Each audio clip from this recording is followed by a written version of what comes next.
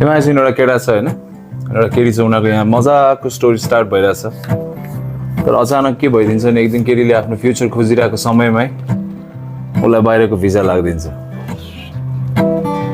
केटाको मन हो होइन, केटीको लागि खुसी त हुनु परिहाल्यो, तर उसको मनमा एउटा सानो डाउट छ कि उसले मलाई बाहिर गएर बिर्सिनेवालामा छ, र उसले अनफर्चुनेटली उसले जे डाउट गरेको थियो त्यही नै भइदिन्छ, जुन सबैको हुन्छ।